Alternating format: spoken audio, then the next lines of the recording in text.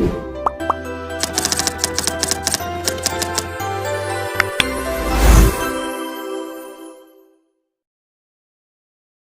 kesempatan kali ini, kita akan melakukan simulasi konseling gizi pada pasien dengan penderita diabetes mellitus. Diabetes mellitus ini adalah penyakit metabolik yang ditandai dengan meningkatnya kadar glukosa dalam darah akibat gangguan produksi insulin, kerja insulin atau keduanya. Jika tidak dikontrol dengan baik, kondisi ini dapat menimbulkan berbagai komplikasi seperti penyakit jantung, kerusakan ginjal, gangguan saraf, serta gangguan penglihatan.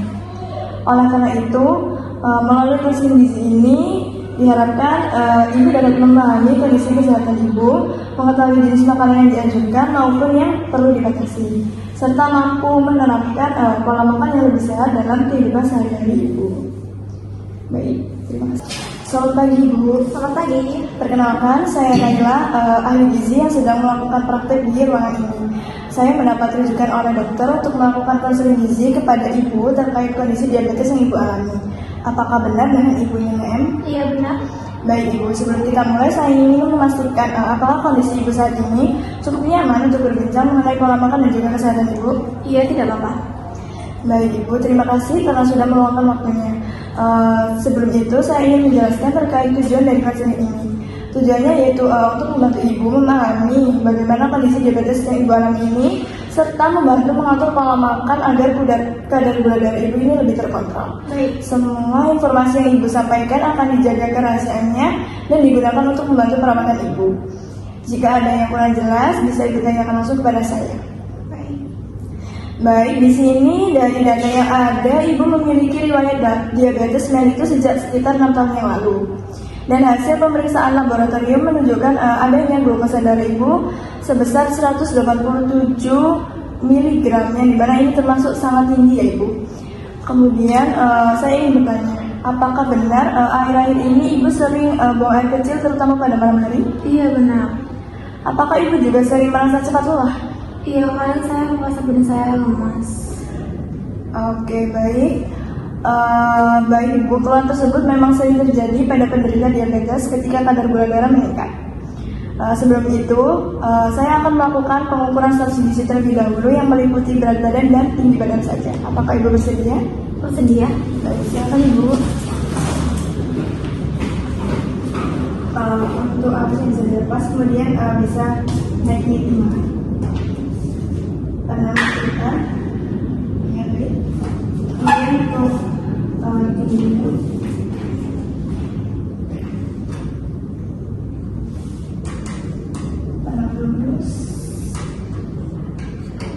Baik, sudah bisa duduk kembali.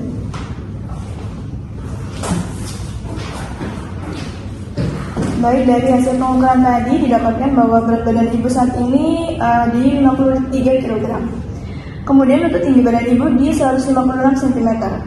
Setelah dihitung menggunakan indeks massa tubuh, status gizi Ibu termasuk kategori normal ya Ibu.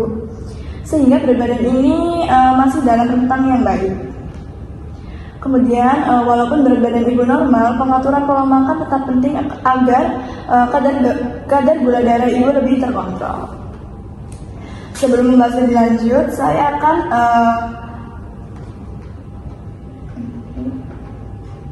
baik, langsung saja saya ingin menanyakan bagaimana kebiasaan makan Ibu sehari-hari.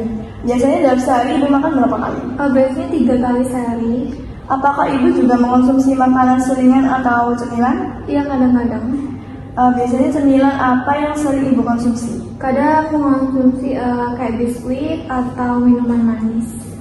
Untuk minuman manis seperti teh manis, kopi gula, atau minuman kemasan apakah sering Ibu konsumsi? Iya, saya cukup sering mengonsumsi. Dalam sehari kira-kira berapa kali Ibu mengonsumsi minuman manis? Mungkin 1-2 kali ya. Baik Ibu, bagaimana dengan konsumsi sayur dan buah? Kadang-kadang aja. Apakah Ibu rutin melakukan aktivitas fisik atau olahraga? Tidak terlalu sering, aktivitas saya lebih banyak di ringan saja. Oke, baik Ibu, dari riwayat makan tadi terlihat bahwa konsumsi minuman manis masih cukup sering ya, dan aktivitas fisik Ibu yang masih kurang. Bu, di diabetes ini di mana kondisi ketika kadar gula darah meningkat karena tubuh tidak dapat menggunakan insulin secara optimal. Gejala yang sering muncul diantaranya sering buang air kecil yang dirasakan ibu tadi setiap malam, kemudian mudah lelah, sering merasa haus, tubuh terasa lemas. Jika ini tidak terkontrol dengan baik, diabetes dapat menyebabkan komplikasi pada jantung, ginjal, mata, dan juga saraf. Berdasarkan hasil pengkajian tadi, ditemukan beberapa masalah gizi pada ibu, yang diantaranya kadar glukosa darah ibu yang tinggi, kemudian konsumsi minuman manis cukup sering, dan aktivitas fisik ibu yang masih kurang. Nah, berdasarkan kondisi tersebut, ibu kan mendapatkan diabetes mellitus. Nah, diet ini bertujuan untuk membantu mengontrol kadar gula darah ibu, kemudian menjaga status gizi tetap baik, dan mencegah komplikasi diabetes. Prinsip diet diabetes menggunakan 3J ibu, yang dimana jumlah, jenis, dan jadwal. Nah, di jumlah ini makanan sesuai kebutuhan energi yang ibu dapatkan nantinya, kemudian jenis makanan yang sehat dan rendah gula sederhana, kemudian di jadwal ini dijadwalkan makan yang teratur. Untuk pola makan yang dianjurkan itu di 3 kali makan utama dan juga 2 kali makan selingan.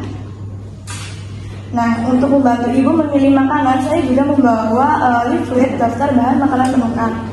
Melalui daftar ini, ibu bisa mengganti makanan dengan jenis lain yang memiliki kandungan gizi yang hampir sama.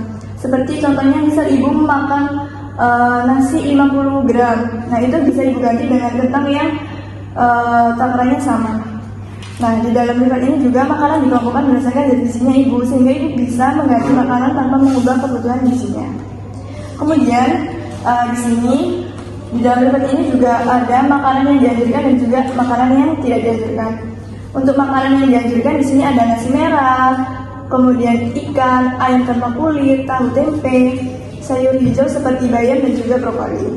Kemudian untuk buah-buahan seperti apel, pepaya, dan juga pir. Kemudian juga harus sering mengonsumsi air putih. Kemudian di makanan yang perlu dibatasi itu ada minum-minuman manis yang pastinya, kemudian kue manis, permen, makanan tinggi gula, dan gorengan berlebihan.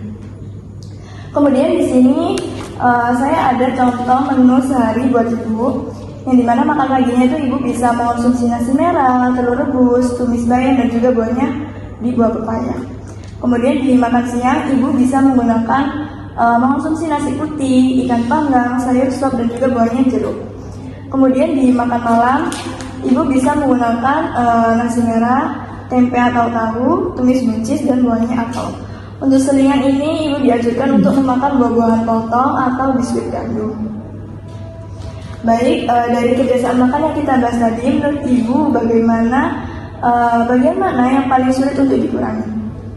Mungkin saya sulit untuk mengurangi ini ya, gula. Jadi saya suka makan yang manis. Ya, memang itu paling sulit untuk dibahas ibu. Kita bisa mulai dengan mengurangi secara bertahap dan menggantinya dengan air putih. Ibu juga disarankan untuk melakukan aktivitas fisik ringan seperti jalan kaki sekitar 30 menit setiap hari. Nah, di sini kita akan membuat beberapa target kecil agar lebih mudah untuk ibu lakukan nantinya. Untuk target-target ini yang agar ibu bisa capai, yang pertama gula darah lebih terkontrol, kemudian mengurangi minuman manis, memperbanyak sayur dan buah, dan juga melakukan aktivitas fisik secara rutin. Apakah ibu merasa target ini bisa dilakukan? Iya, saya akan mencoba. Baik, sebelum kita akhiri ibu, saya ingin memastikan apakah ibu sudah memahami informasi yang saya sampaikan. Menurut ibu, apa saja yang perlu dilakukan untuk menjaga kadar gula darah? Saya harus mengurangi konsumsi minuman manis, lalu makan yang teratur, dan mulai berolahraga seperti aktivitas kayak jalan 30 menit sehari. Baik, betul sekali ibu. Dengan menjaga pola makan, mengurangi konsumsi gula, dan melakukan aktivitas fisik secara rutin, diharapkan kadar gula darah ibu dapat lebih terkontrol. Baik, terima kasih atas waktunya ibu. Jika ada yang ingin ditanyakan, ibu bisa berkonsultasi kembali kepada kami. Semoga ibu cepat sehat dan juga dapat melakukan target-target kecil yang sudah kita tentukan tadi. Amin. Terima kasih ibu. Terima kasih.